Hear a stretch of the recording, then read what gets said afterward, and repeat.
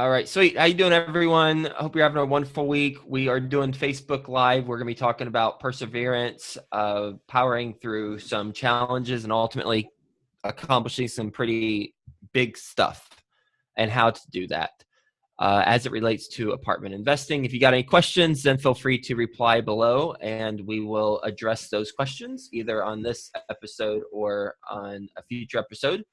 And let's get rolling. You ready, my friend? Let's do it, Joe. Sweet. All right, best ever listeners, how you doing? Welcome to the best real estate investing advice ever show. I'm Joe Fairless. This is the world's longest running daily real estate investing podcast. We only talk about the best advice ever. We don't get into any of that fluffy stuff. We're doing a follow along Friday. We've got Theo Hicks, as we usually do on Fridays. And Theo, we're going to be talking about perseverance and accomplishing some pretty big stuff after you persevere, right? Yep. Yeah. So just for some context, we had the best ever conference, and we had a panel where people were talking about kind of getting to the next level, and it was interesting because three of the people on that panel brought up the fact that whether it was their first deal or just some apartment deal throughout their career where they were initially rejected and then persevered and ended up either getting that deal or a different deal, or it somehow basically worked out for them in the end. And so based off of, those lessons that we learned from those speakers, we wanted to kind of touch on that and have a conversation around that on the show today. And so we have three specific examples that we want to go over. That's right. Yeah. And this is the panel that you're talking about. It was titled Next Level. I think it was called Next Level. I think it was called Next Level. Yeah, Next Level. And it was a panel I moderated with four of my consulting clients who have recently gone from not as big of a deal to a large deal. And I didn't put this together until I started asking them on the panel about the deal. I didn't connect the dots until they were all in the room together and we were talking about this, that 3 out of the 4 had the deal fall through, or they didn't get awarded the deal before they actually purchased a large deal. So here are some 3 specific examples. Jason, he initially found a deal for $3.1 million, and it took him 7 months to negotiate with the seller to get it down to a price point that was a good deal for Jason and his investors. He ended up buying it for $2.3 million. So 7 months. That's a long time. I mean, I want to think about how long 7 months is and what can be accomplished and what, how different things are 7 months from now or 7 months ago.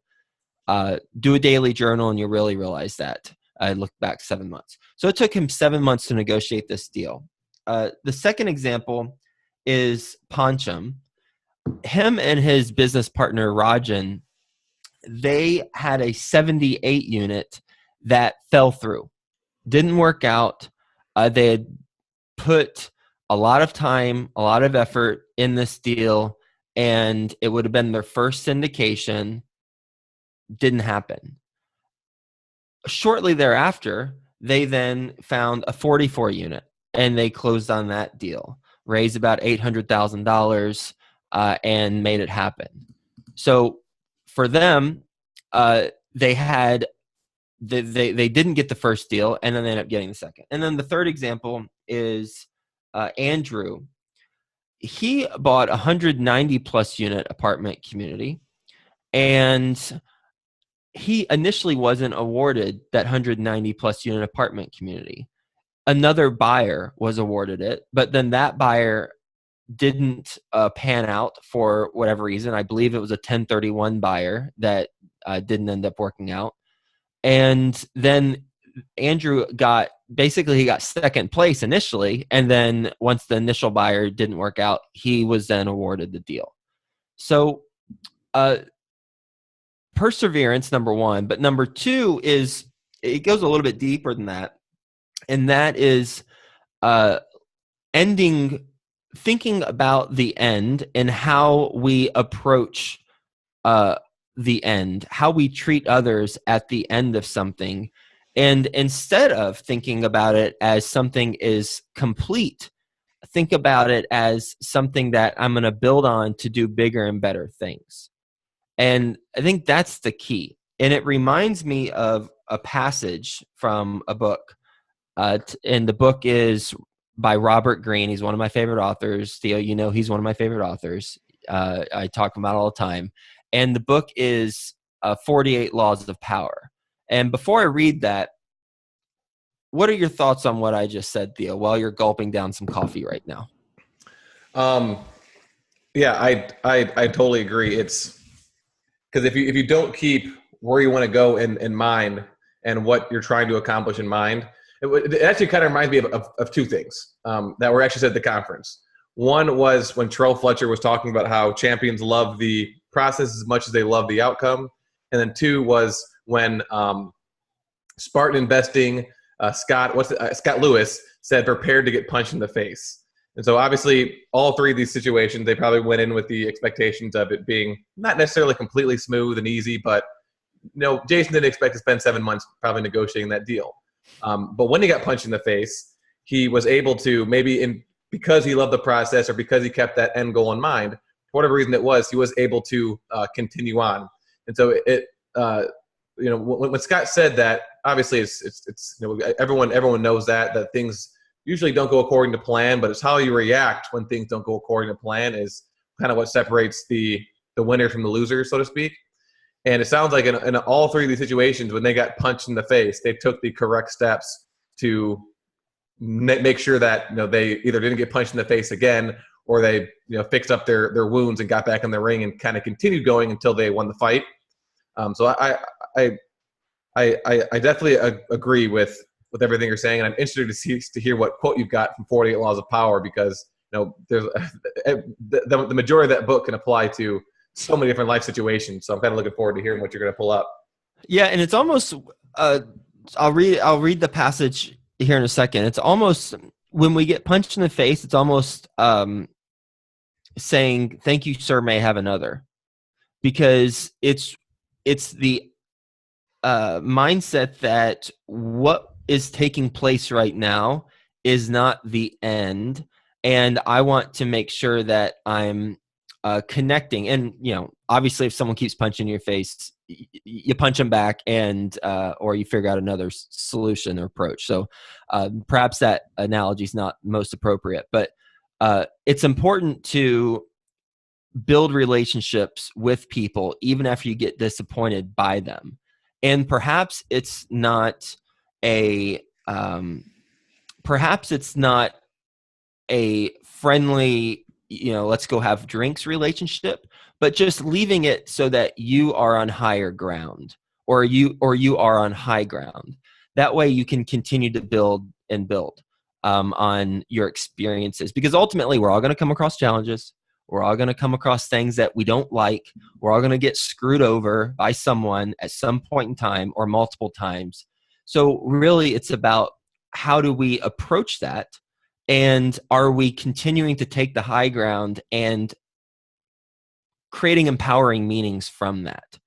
When Andrew initially didn't get his 190 unit plus deal, well, he could have thrown a fit with the broker. Oh man, that sucks. And we didn't want this deal anyway. He didn't. Instead, he continued to build the relationship with the broker, and they ended up getting awarded a deal. And oh, by the way, after they closed on that deal, the seller enjoyed his experience with them so much, they now have a 200 plus unit deal under contract. Boom. There you go. But if he would have ended on a sour note after he wasn't initially awarded something, then he'd be without 400 units right now. How powerful is that? So here's the passage. For most of us, the conclusion of anything, a project, a campaign, an attempt at persuasion, represents a kind of wall. Our work is done, and it is time to tally our gains and losses and move on. Understand this. In any venture, your tendency to think in terms of winning or losing, success or failure, is dangerous. Your mind comes to a stop. instead of looking ahead. Emotions dominate the moment. A smug elation in winning, dejection and bitterness in losing. What you need is a more fluid and strategic outlook on life. Nothing ever really ends. How you finish something will influence and even determine what you do next. Some victories are negative, they lead nowhere, and some defeats are positive, working as a wake-up call or lesson. This kind of fluid thinking will force you to put more strategic emphasis on the quality and mood of the ending. It will make you look at your opponents and decide whether you might do better to be generous to them at the end, taking a step back and transforming them into allies. Playing on the emotions of the moment, keeping your eyes on the aftermath of any encounter, you will think more of the feeling you leave people with, a feeling that might translate into a desire to see more of you.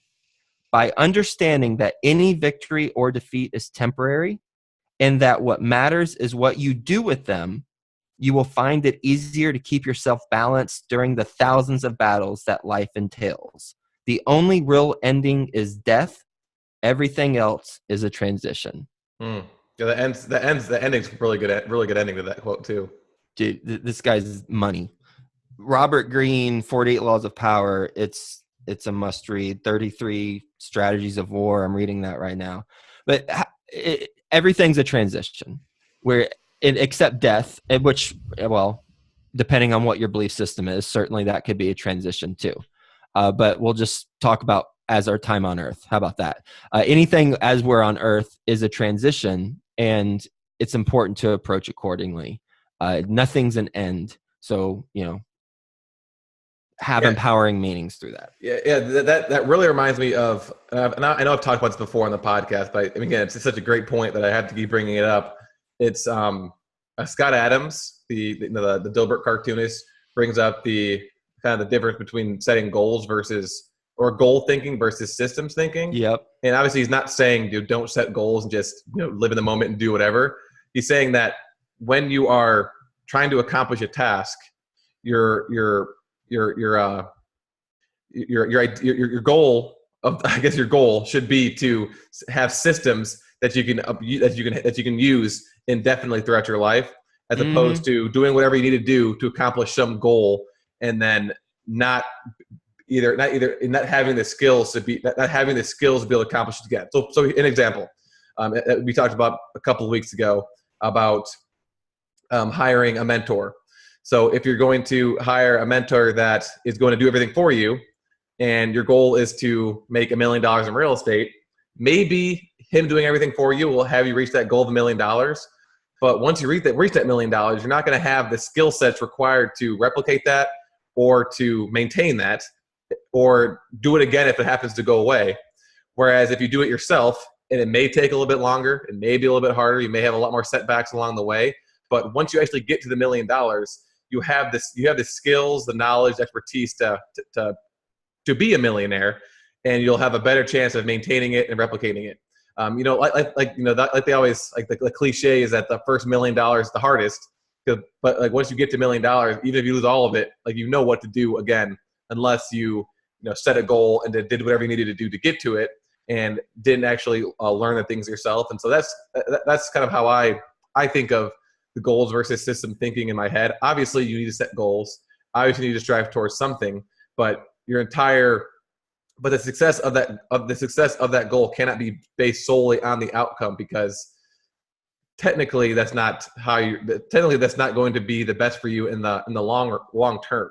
Mm-hmm. And so even if you don't reach that $1 million goal in the time frame that you want to, but you've learned the skill sets to make $500,000, you're way better off than you would be if you had someone basically drag you along the way to that $1 million goal.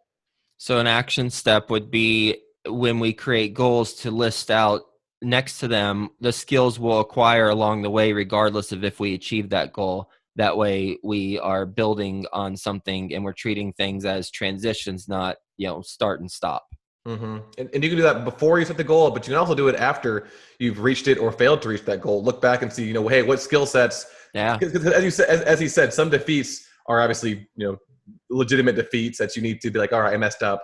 but some of them could be positive because you could have a lesson from them. And I would say most of them, if not all of them, you can pull some sort of lesson from. Absolutely. But after you get defeated, look back and like, all right, so yeah, I got beat up. What did I do wrong? But also, what did I do right that I could extract and apply moving forward? And then what do I need to get rid of? And so instead of just thinking about what you need to get rid of or just scrapping the entire plan, extract the gems and then get rid of all the turds. Yep, I like it. Cool. I need to read 48 Laws of Power again. I forgot how powerful that book is. It's awesome. Let's see. We got 2 listener questions. And by the way, best ever listeners who are listening to this via the podcast on Friday, we do this live earlier in the week, and you can just go to bestevercommunity.com. and you'll see the feed earlier in the week. So these are questions that are coming in right now while we're on the call. And one is from Braden, and Braden asks, how do you tie up an investor capital on deals that take several months to acquire? Well, the process for raising money is once you have it under contract, then you start the money raise. So the contract, if that's what you're referring to, the several months between contract and closing, you can either have them fund 30 days prior to closing, so that's only in your escrow account for 30 days, or you can have them fund earlier, and that's just part of being an investor in the deals. Another idea that I've seen done is paying a very small interest on the funds once they are submitted up to closing. So, like 3% or whatever interest, whatever they might be making in a CD or something like that, pay that so that they're getting like a tiny bit, but they are getting some sort of interest on their funds. We don't do that. It would be just a logistical nightmare to do that. We're not set up that way, and it's not a whole lot of money really at all. But that is an option that I've seen other people do. But with us, we just try to fund about 30 days prior to actually closing, even though we're having investor conversations prior to that, and at as early as once we have it under contract. And then Paul asks suggestions on top 3 ways to find multifamily deals. Well, don't we have a document don't have on my website, just joefairless.com, the little carrot that we have for people to opt in is like 27 ways to find off-market deals? Yes.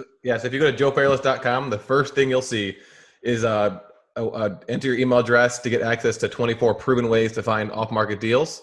Additionally, if you go to the resources tab for our blog, we have a category for finding deals for lead I think we call it lead generation, and we've got 30 articles in there about how to find deals in general. I'd probably say at least half of those are specific to finding multifamily deals.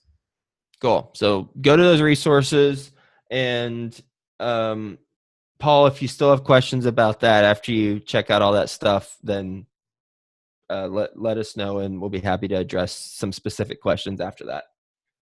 And then last one, how long is your typical escrow period? Right now, it's typically 60 days from when we sign the contract to when we close. Ideally, we do 90, but it's just a really competitive market. Once we have an agreed upon LOI, it's typically about 10 business days from that point to having a signed PSA, purchase and sale agreement. So we got 10 days on the front end from LOI to PSA agreement. And then we've got usually 60 days, sometimes 90, but usually 60 from contract to close. And that's because it's a competitive market, and we need to be able to close quicker. Sweet. What else we got, Theo? So moving on, do you have any updates, observations from the past couple of weeks? Nope, talked about that stuff already. I'm good. What Perfect. about you? So I've had a busy couple 2 weeks. Obviously we didn't do this recording last week, but so a couple of things. Well, three things actually. So I had my quarterly, or I think it's maybe biannually inspection of my units, which again was technically done when we bought the properties by an inspector, but the property management company that I hired will go in there and review each of the units to check out some deferred maintenance. And it looks like I actually addressed most of the deferred maintenance during the first couple of months that I had the property. It was a lot of deferred maintenance, but I'm glad it's out of the way. A couple of minor things that we had to change. I can't remember if I talked about this last time or not, but one of the buildings, I guess the building with the most deferred maintenance, we'll just say that, there was a unit in particular that was the biggest problem, and we were uncomfortable. Giving the current resident their 30-day notice, just because they wanted to move out, though, right? They wanted to move out, so they're moving out, and then the person above them is also moving out, which is also an issue resident. And so we're very excited about that because we can go in there. The one unit, the upstairs unit, is actually completely fine because the guy was barely ever there. And so that one will turn over pretty quickly.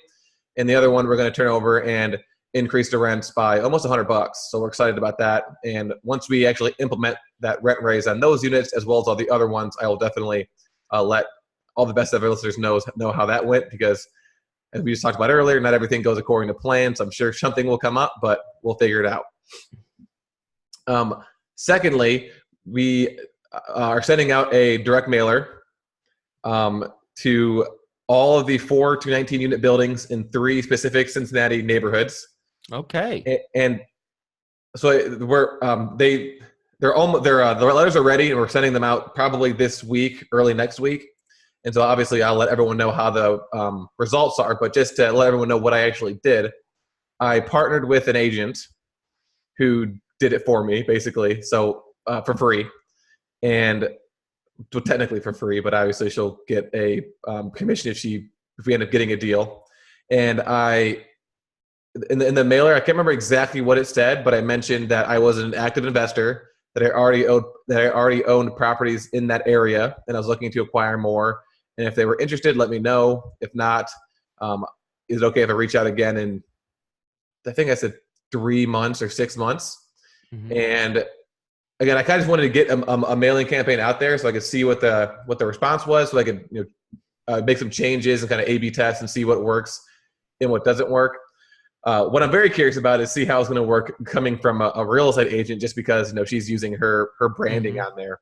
So I'm curious to see how that works. Again, if it doesn't work, I'll just do it myself, my own branding.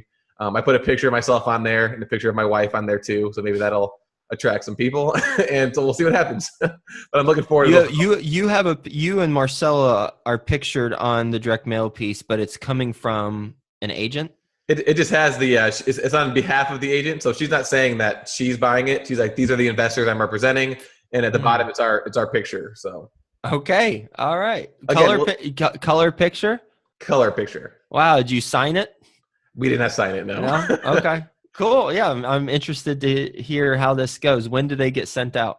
I'll have to reach out to the agent. I know last time I checked in with her, she sent me like a picture of just all the letters printed out, all the little printed stickers for the addresses. How many are being sent? 400 something. How did she get the addresses and the contact information? So I did that. So I just sent her a spreadsheet.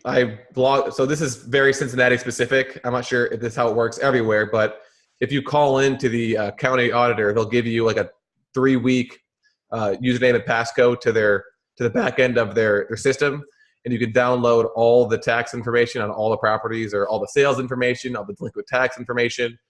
And so I just downloaded that, and then did some Excel magic to sort it and get the correct properties. I wish I could figure out how to just pull out the 4 units and the 5 units, but the categories 4 to 19, and technically I could sort based off of a value or sales price, but I just mailed to all of them. If it's too high of a cost, I'll sell it to someone else, maybe raise money for it. I don't know. We'll see. I was pretty jacked up from the conference, so I feel like I can do anything right now. That's right. Well, you can. You certainly can, because others before you have done it. That's sweet. I'm looking forward to hearing more about that. I'm sure everyone else is too. And then finally, and thirdly, last following Friday, we talked about me starting a mastermind group. So I took action on that. I've got my first mastermind group in Tampa scheduled for March 7th, Wednesday, March 7th. And so I had a really insightful conversation with someone at the conference who is a master, I guess we'll call him a master meetup creator. And he hosts one of the biggest meetups in Denver. And he gave me some tips. And one tip in particular that he gave me was doing it weekly when we first started out. And so I'm not sure if I'll do it weekly or monthly yet. I haven't exactly decided. I'm going to have a conversation with the people that attend the first meetup. But I was thinking about either doing it weekly at this exact same location, or since Tampa and mostly I guess any cities is so big, I could do some sort of like traveling meetup where I do one meetup at my location, and then one meetup in like St. Petersburg, and then one maybe like in Clearwater, and then one closer to downtown Tampa. Mm-hmm. That way I could do it once a week, but it'll be at different locations, kind of following the approach that maybe it was Taylor. He has one, I think he does his like every day of the week. So he's a rock star. But basically just kind of traveling around so I could, because from my perspective, I don't know if people would want to come every single week, maybe just once a month.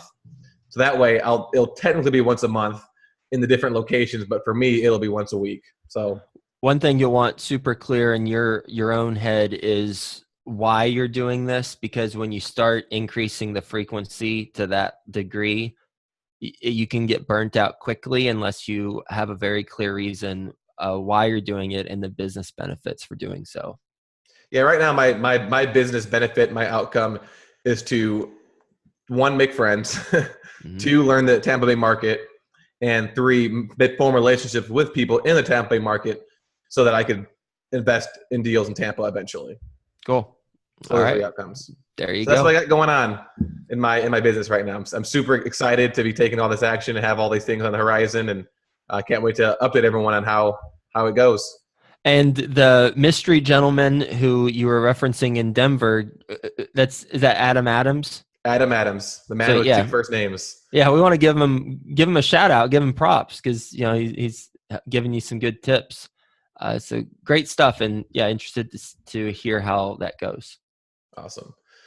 So just to wrap up here, make sure you guys join the Best Ever Show community. That's bestevershow.com or bestevershowcommunity.com. And if you join, you can answer the question of the week and have an opportunity to be featured on the Best Ever blog. So each week we ask a question. Sorry, go ahead. You said bestevershow.com, but that doesn't go to the Facebook group. Sorry, bestevercommunity.com.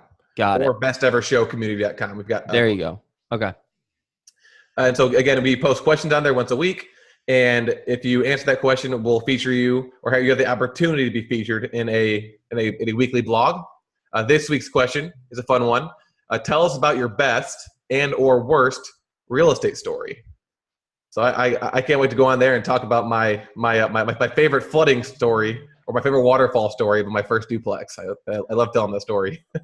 If you want to see some horses in a basement, then you can go check out that post, and you'll see an incredible sight.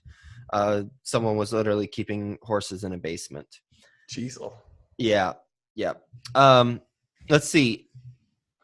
We've got a book coming out, my friend. What do we call it? Best apartment syndication book ever. I forget what the title we ended up with, but basically it's a book on how to do apartment syndication from start to finish. It is the most comprehensive, detailed, and action-oriented book on apartment syndication out there. It is being created because there is a need for it. That's for sure. I wish this was out whenever I was getting going. Here, if you're watching the video, boom, look at all this. That's the book right there. We're reviewing it.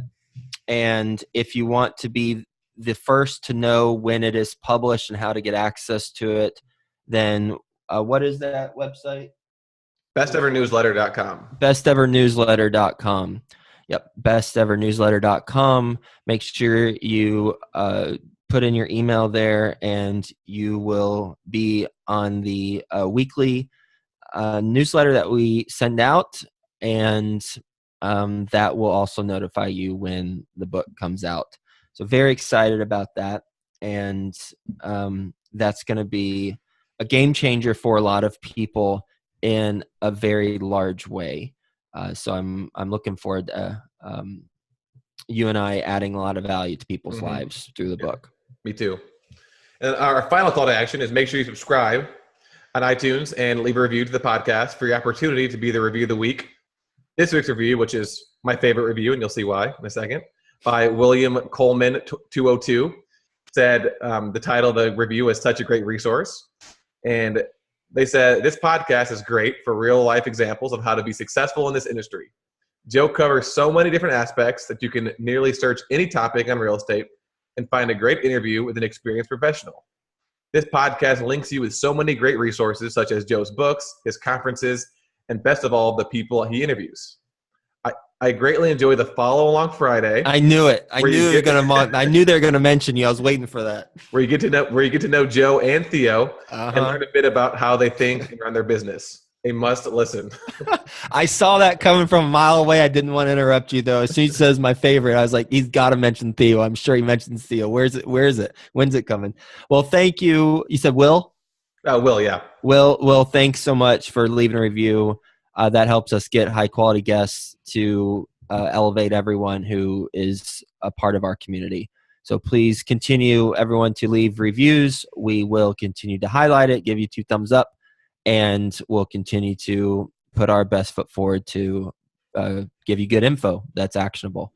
So thanks, everyone, for hanging out with us. I hope you have a best ever weekend, and we'll talk to you soon.